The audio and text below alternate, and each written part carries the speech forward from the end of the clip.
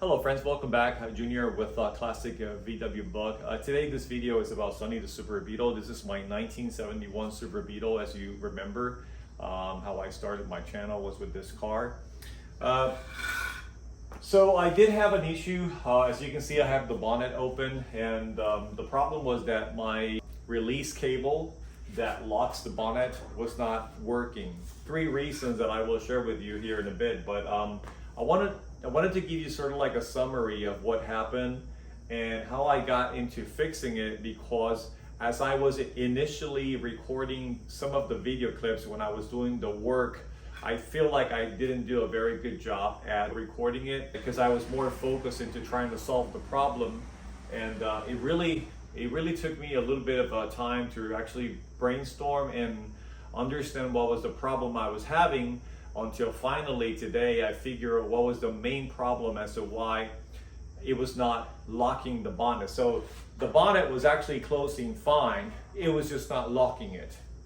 So I'm going to take you through the steps and show you what I did. I will also try to give you some reference and some measurements for my car, and it may be the same for all other Super Beetles. I don't know. You will have to do your own homework, but at least I'll give you a reference. And the reason why I am doing that is because when you buy the cable and when you buy the sleeve where the cable actually resides in, while you have it installed, when you get this two parts from your suppliers, like I got mine from J-Box, there is no instructions on how to install these. The latch and locking mechanism system is pretty simple. It's really mechanical.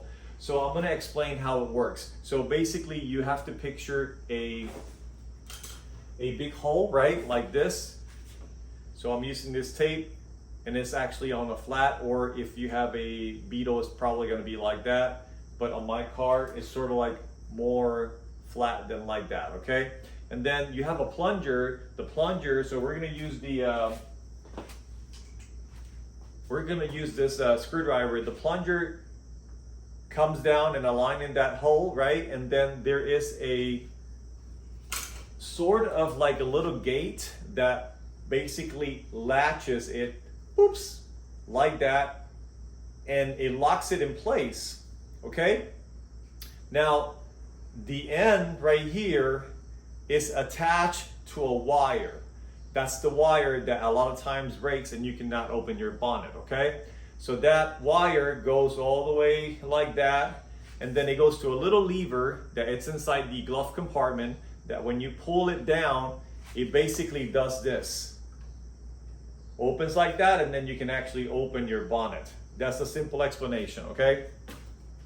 So now I'm going to walk you through the process by showing you.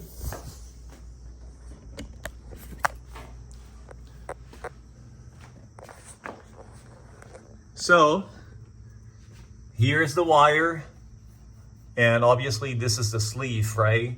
And you can see that it connects to that little lever right there, okay?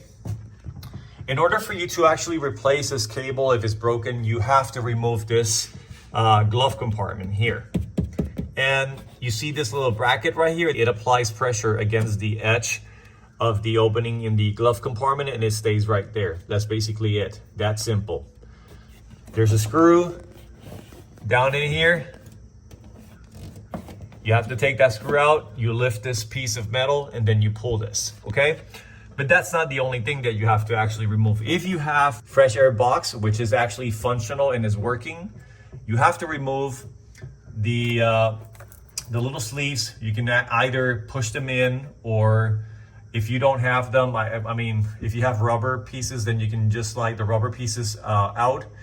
And in my case, I have these aluminum flexible hoses, and then when I connect them here, I wrap them with H-back aluminum tape, and it makes a really good seal.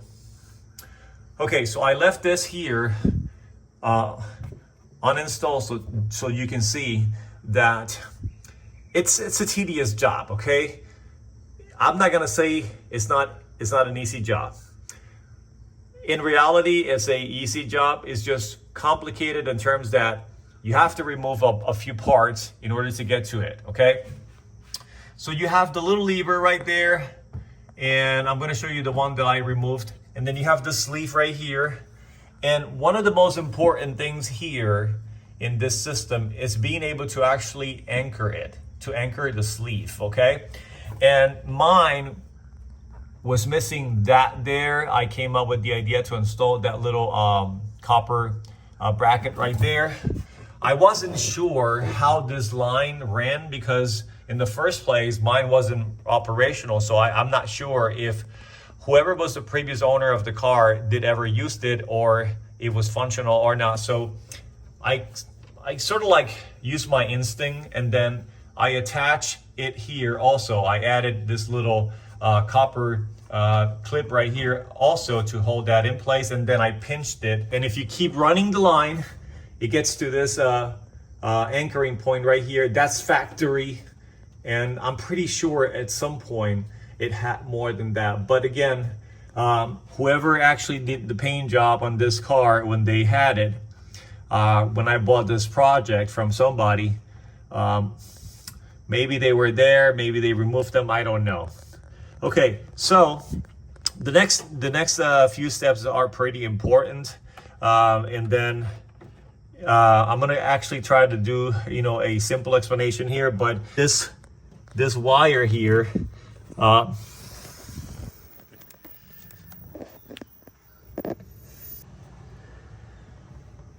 so as you can see, the new sleeve has like this little rubber stopper right here.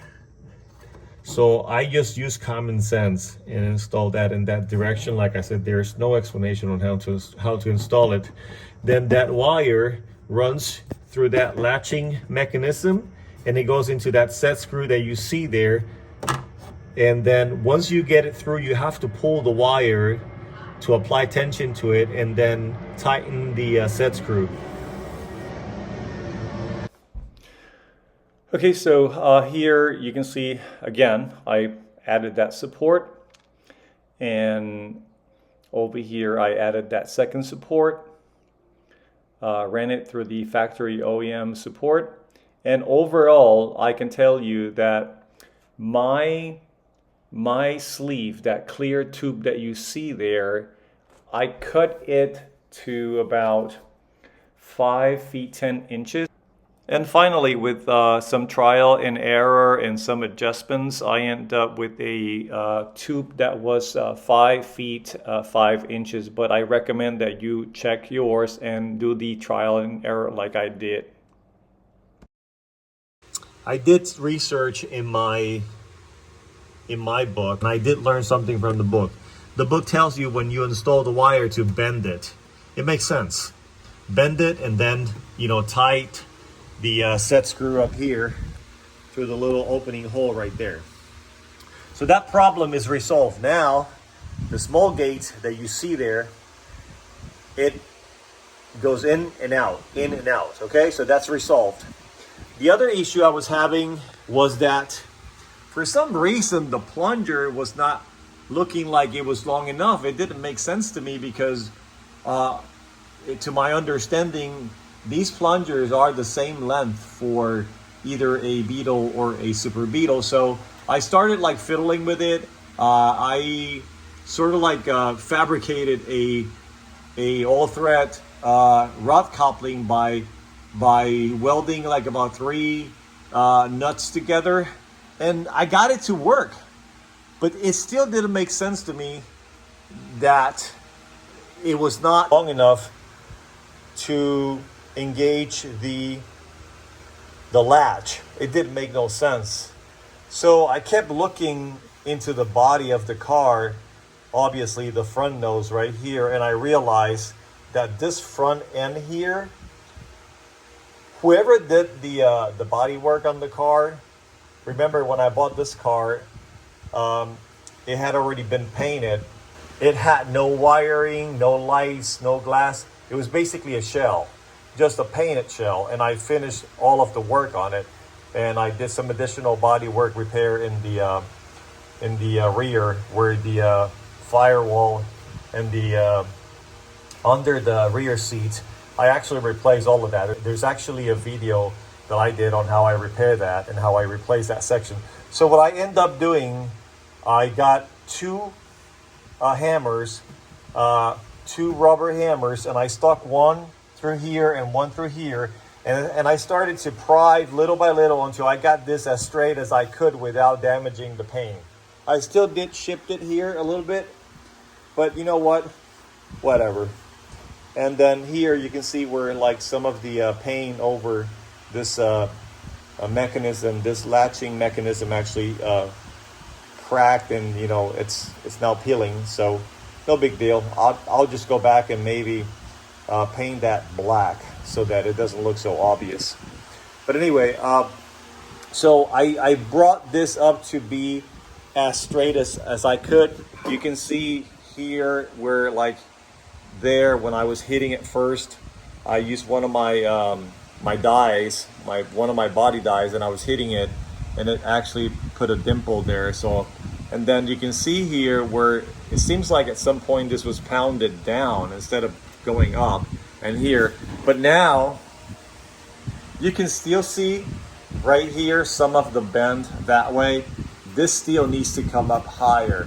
But I think that in order for me to do that, to fix that in a proper fashion, it will require for me to remove the latch now. And we have a Volkswagen Fest coming up this August 10, and I don't want to do that now. But if you look there, you can see where this is sinking in here and here.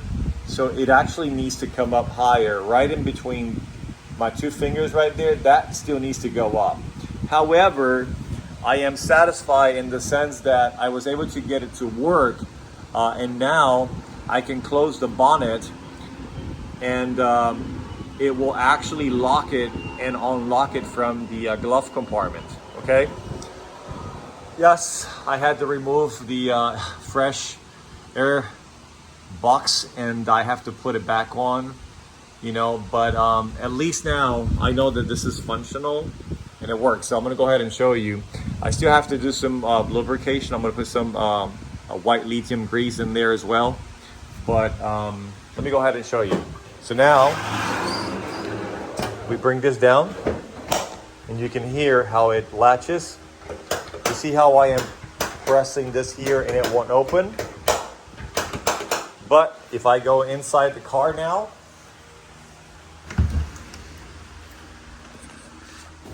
we can pull this little lever here down, and let's see if you can hear the sound when it actually opens. Now, we come over here and